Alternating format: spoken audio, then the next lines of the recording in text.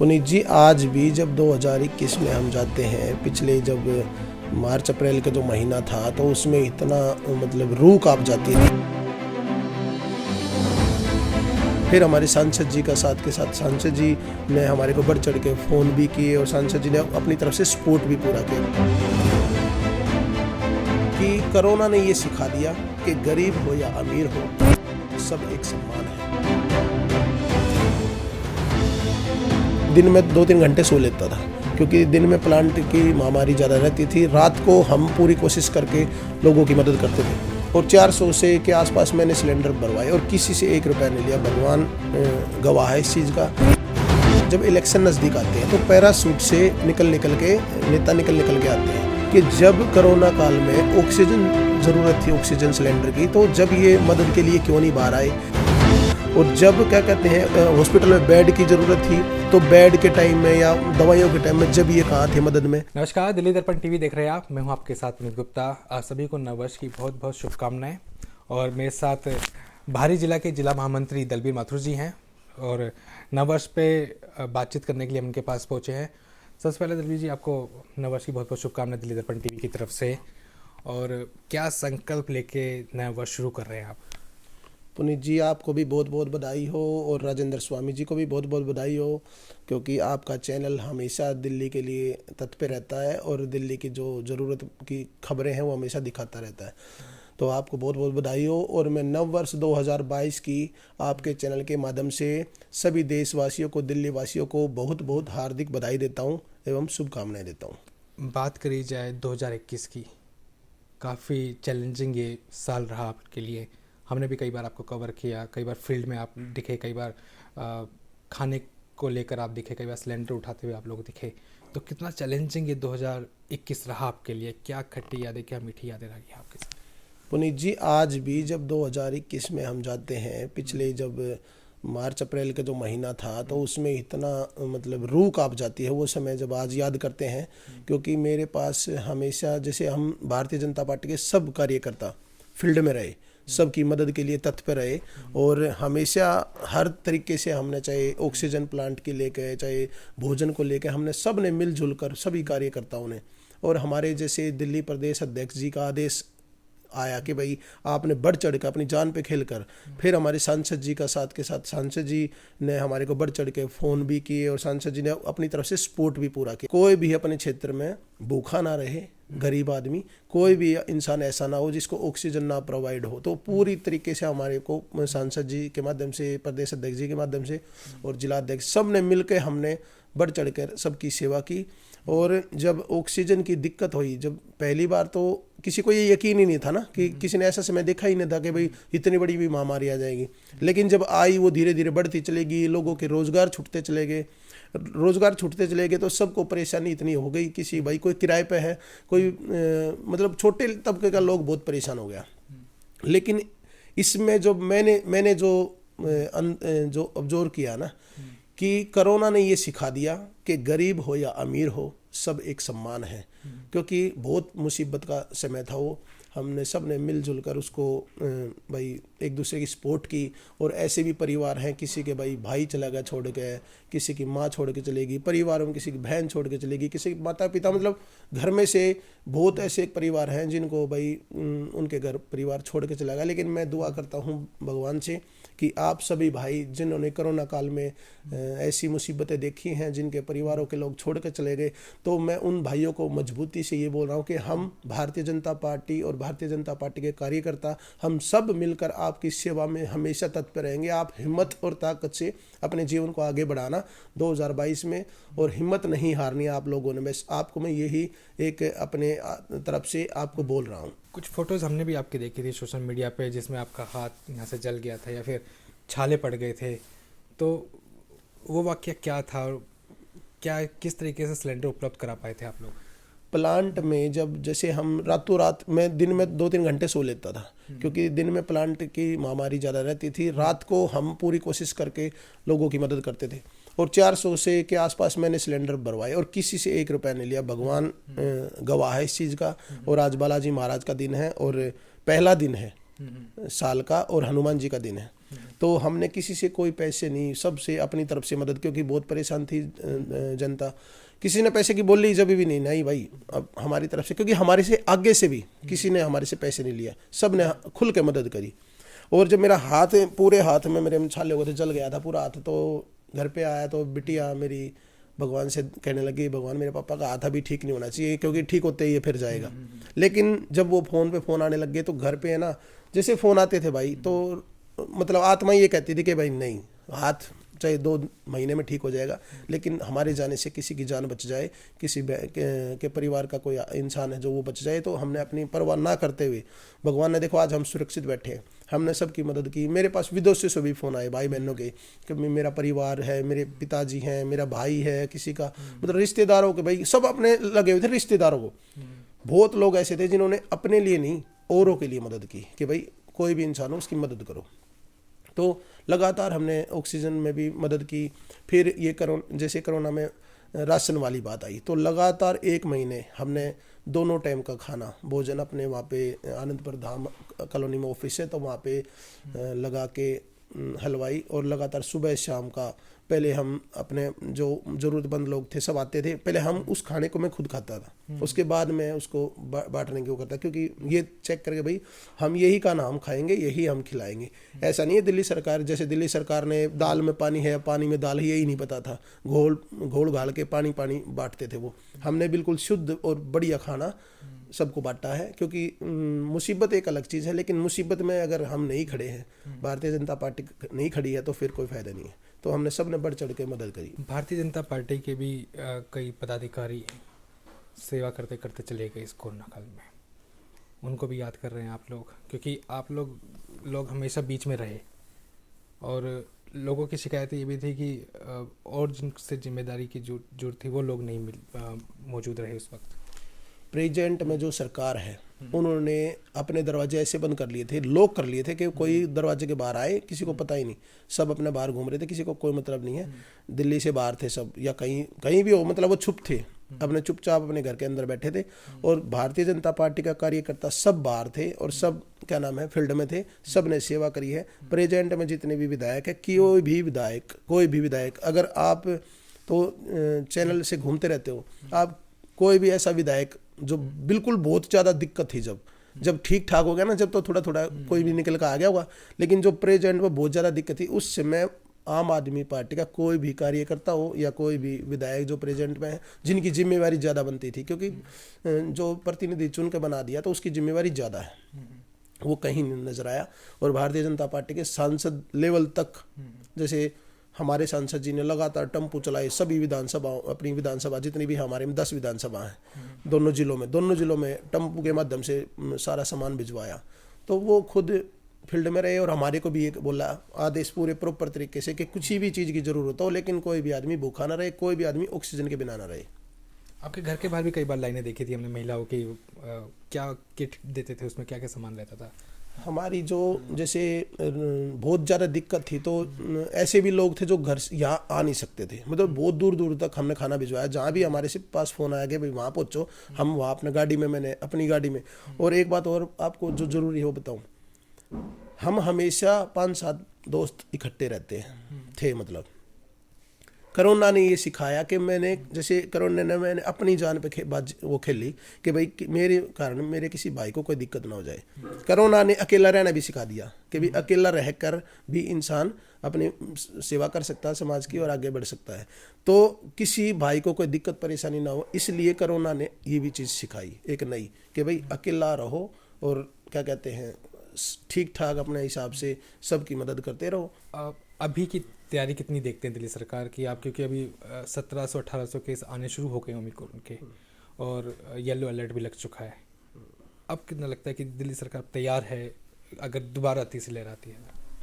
दिल्ली सरकार ना तो पहले तैयार थी कोरोना के टाइम में, ना अभी ओमिक्रॉन आया अब तैयार है, ना पहले तैयार थी ना अब तैयार है। अभी भी दूसरे स्टेटों में जाके अब दिल्ली में इतनी ज़्यादा दिक्कत चल रही है।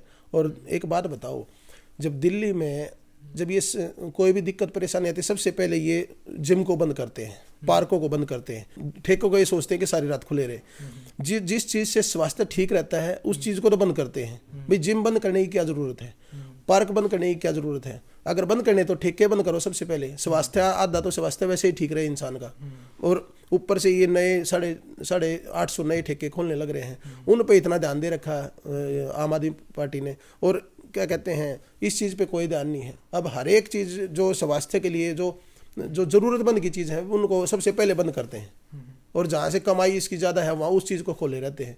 और दूसरी स्टेटों में जाकर प्रचार कर रहे हैं कि भाई हम दिल्ली को नशा मुक्त बना देंगे, हम दिल्ली को ऐसे कर देंगे, दिल्ली की महिलाओं को सुरक्षित कर देंगे। वहाँ पे महिलाओं को झूठ बोल रहे हैं कि भाई हम दिल्ली को मतलब जिस भी उसमें जाते हैं, पंजाब में है या उत्तराखंड में या गोवा में, जहाँ भी जाते हैं वहीं पे हमने दिल्ली को वो बना दिया, पेरिस बना दिया। अब सारे रोड दिल्ली के टूटे पड़े हैं। दिल्ली इतनी, बाहर से लोग आते हैं ना, ये कहते हैं कि दिल्ली शुरू हो गई रोड के कारण। रोड से मतलब इतने गड्ढे हैं, रोड टूटे पड़े, गड्ढे में दिल्ली है या दिल्ली में गड्ढा है यही नहीं पता। पूरी दिल्ली जर्जर हालत में पड़ी है, और दिल्ली देहात सबसे ज़्यादा खराब हो चुका है। आप कई बार आए हो, हमने प्रदर्शन भी किया। ये हमारा रोड का भी, मैं आपके चैनल के माध्यम से एक रोड का ही बताऊंगा।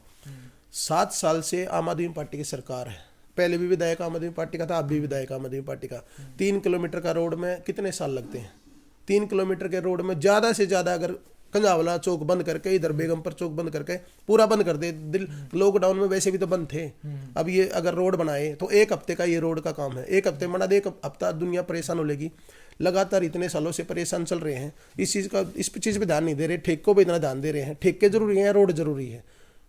आप खुद ही बताओ इस बात को। 2021 को अगर याद किया जाए तो दलबीर माथुर के प्रदर्शन से भी याद किया जाएगा, क्योंकि कई सारे प्रदर्शन सड़क पे आपने जाम किया, पुलिस भी आपको उठा के लेके गई थी, जिस बर्बरता से लेके गई। उसके बाद कई बार पानी के बीच में आप पहुँचे, बोट आपने चलाई, क्रेन आपने लगा के नाले खुद खुदवाए हैं। क्या जरूरत पड़ती है ये सब चीज़ें करने की आपको? जब प्रेजेंट में सरकार काम नहीं करेगी तो हम तो भारतीय जनता पार्टी का कार्यकर्ता, हमारे अंदर तो जुनून इतना है कि 24 घंटे हम ये सोचते हैं कि भाई समाज की सेवा कैसे की जाए, समाज को कैसे आगे बढ़ाया जाए। हम तो 24 घंटे ये सोचते रहते हैं, मुझे क्या ज़रूरत है नाव चलाने की, मुझे क्या ज़रूरत है रोड पर प्रदर्शन करने की। और प्रदर्शन अगर कर दिया, मान लो, ये नहीं है कि प्रदर्शन मैंने अभी किया है, मैंने 2 साल पहले भी प्रदर्शन किया। जब लॉकडाउन लगा, लॉकडाउन से पहले प्रदर्शन किया, फिर लॉकडाउन था उसके बीच में एक बार फिर प्रदर्शन किया। 4-5 बार हम प्रदर्शन गांव में अपने रोड के लिए कर चुके हैं। मेरे बुजुर्ग, मेरे आसपास के कॉलोनी के भाई, मेरे युवा साथी, सब ने मिलकर हमने बढ़ चढ़ कर प्रदर्शन कर लिए। प्रदर्शन क्यों कर रहे हैं हम? इसलिए कर रहे हैं कि हमारे काम नहीं हो पा रहे। अब चारों तरफ हमारे पूरा इलाका डूब गया था। अभी भी पानी मतलब 2-2 फुट, तो अभी दिखा दूंगा मैं आपने कई जगह। तो जब ज़रूरत की चीज़ें हैं, क्योंकि रोड कोई ऐसी चीज़ तो है नहीं कि कोई पर्सनली कोई काम करवाने लग रहा है, कोई भाई नौकरी लगवानी है या कुछ, ये तो साइन करके देने हैं ठेकेदार को, भाई ये रोड बनना चाहिए, 1 महीने के अंदर बनना चाहिए। जब इलेक्शन नज़दीक आते हैं, जब तो ये थोड़े अपना मसाला लगाने शुरू हो जाते हैं। तो ऐसा नहीं, समय पे काम करना चाहिए। और मैं तो ये आपके चैनल के माध्यम से सभी भाइयों को कह रहा हूँ कि ईंट का जवाब पत्थर से दो। जब अब मौका आए ना, आप लोगों का मौका आता है जब वोट डालते हो। आप वोट डालते समय इनकी जो नीति है ना, इनके विरुद्ध आपने हर चीज़ देखना।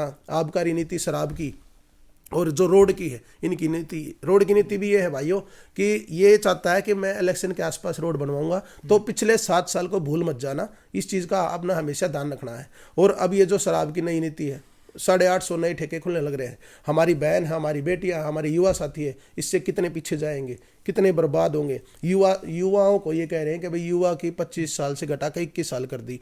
अब हमारे ये बताओ, 25 साल का जो बच्चा है, वो अगर उसके परिवार में उसके माँ बाप मना करेंगे, वो कहेगा दिल्ली सरकार ने बोला है कि मैं तो ठेके पे जाकर खड़ा हो सकता हूँ। और मोदी जी जो हमारे इतने अच्छे फैसले लेकर आते हैं कि भाई 18 से 21 साल कर दिया बहनों के लिए, कि भाई शादी जो है 18 साल में हो जाती थी पहले, अब 18 से 21 बढ़ा दिया। उनको ये गलत बता रहे हैं। प्रधानमंत्री जी ने इसलिए किया कि बहन बेटियां जो अपने आगे बढ़ने के लिए, और भाई कोई कोर्स कर रही है, कोई पढ़ाई कर रही है, तो वो उसको 3 साल और मिले और वो शिक्षित हो। बहन बेटियां शिक्षित होंगी तो देश शिक्षित होगा, देश आगे बढ़ेगा। और ये सरकार, आम आदमी पार्टी सरकार ठेके खोल रही है। युवाओं को कह रहे हैं कि केंद्र बनाए जाएंगे दिल्ली में, बड़े बड़े केंद्र बनाए जाएंगे हर विधानसभा में, और उस केंद्र में ये बताया जाएगा कि युवा कैसे दारू पिए, युवा कितना पानी मिला है, कितना उसमें सोडा मिला है, ये शिक्षा दिल्ली सरकार देगी। तो ये दिल्ली को आगे बढ़ाने की ठेके 850 खोल दिए। स्कूल कह रहे थे, स्कूल तो एक भी नहीं खुला, नया स्कूल खोलने चाहिए। तो इतना बुरा हाल है और इतनी दिक्कतें हैं, पूरे दिल्ली देहात को बिल्कुल नरक बना दिया इन्होंने। लेकिन सब इस चीज़ का टाइम पे जवाब देंगे। जनता बहुत ये कहता है ना कि भाई जनता में बहुत ताकत है, तो जनता अपनी ताकत दिखाएगी अब की बार। एक बात बताओ, जब हम तो विपक्ष में बैठे हैं और विपक्ष के जब जनता कोई भी प्रदर्शन करती है तो जनता आसपास के सभी जो सामाजिक आदमी है या समाज के काम करता है तो उनको जनता जरूर बोलती है कि भाई आप आओ, आप हमारी, क्योंकि जनता की लड़ाई हम लड़ेंगे ना। आम जनता को कौन पूछ रहा है? आम जनता को कोई थोड़ा, आम जनता को नेता पूछते हैं सिर्फ वोट के टाइम पे, जब हाथ जोड़ के खड़े हो जाते हैं। जब जनता के काम होते हैं, जब अपना मतलब ही नहीं उनके पास आने का। और रही बात विधायक की, विधायक से हमारा क्या हमारी लड़ाई है? मेरी क्या लड़ाई है? मेरे कोई लड़ाई नहीं। मुद्दे, लेकिन मुद्दे अपने क्षेत्र के अगर क्या कहते हैं नहीं होंगे ना, तो उन पर लड़ेंगे, चाहे कोई भी हो, किसी भी पार्टी से हो, हम उससे लड़ेंगे और ईंट से ईंट बजाएंगे और अपने क्षेत्र के काम कराएंगे। जयनगर में कई टाइम आपने पानी के लिए टैंक वो क्या कहते पंप लगाए थे। हाँ जी, काफ़ी पानी इससे निकला भी। कई जगह पर अपने दादा मांडू के क्षेत्र भी हमें दिखाया था। अब स्थिति कैसी है वहाँ की? हमने क्या कहते हैं, जनता को जवाब दिया। यहाँ के जो क्षेत्रीय प्रतिनिधि हैं उन्होंने बोला कि हम काम नहीं करेंगे, हम यहाँ किसी का भी काम नहीं करेंगे, मेरा नाम लेके कि उस पे काम करवाओ, दलबीर से काम कराओ। जो भी मैं काम करने लग रहा हूँ पिछले 4-5 साल से, सबको पता है, मेरे सभी भाई बहनों को पता है, निस्वार्थ हम सेवा करने लग रहे हैं।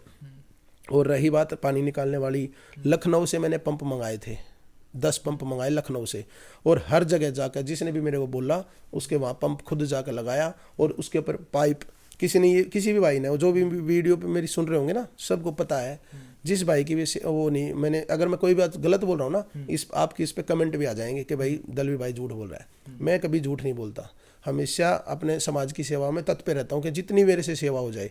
तो हमने पंप मंगाए, जिसने भी ये बोल दिया भाई ने कि भाई 4 किले तक हम वहाँ नाला है, वहाँ पे पानी छोड़ना है, तो 4 किले का हमने पाइप भी खुद बिछाया, खुद बिछा गए और खुद पानी निकलवाया।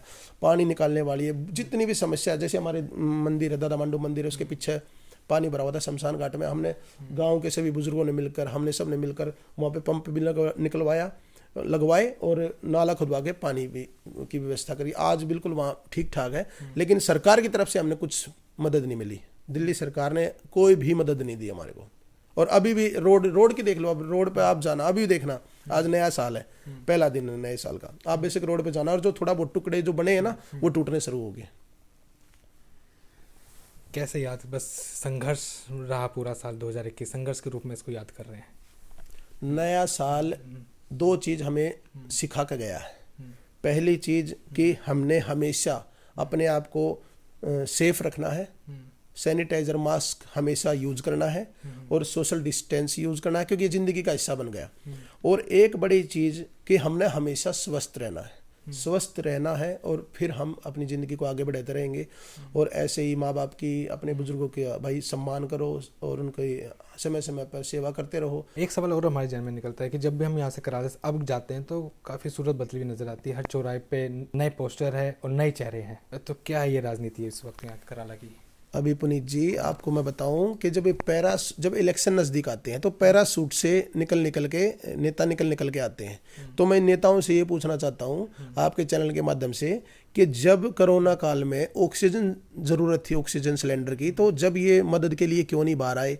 जब गरीब मजदूर परेशान आदमी को भोजन की ज़रूरत थी, जब ये बाहर क्यों नहीं निकल के आए? और जब क्या कहते हैं हॉस्पिटल में बेड की ज़रूरत थी, तो बेड के टाइम में या दवाइयों के टाइम में जब ये कहाँ थे मदद में?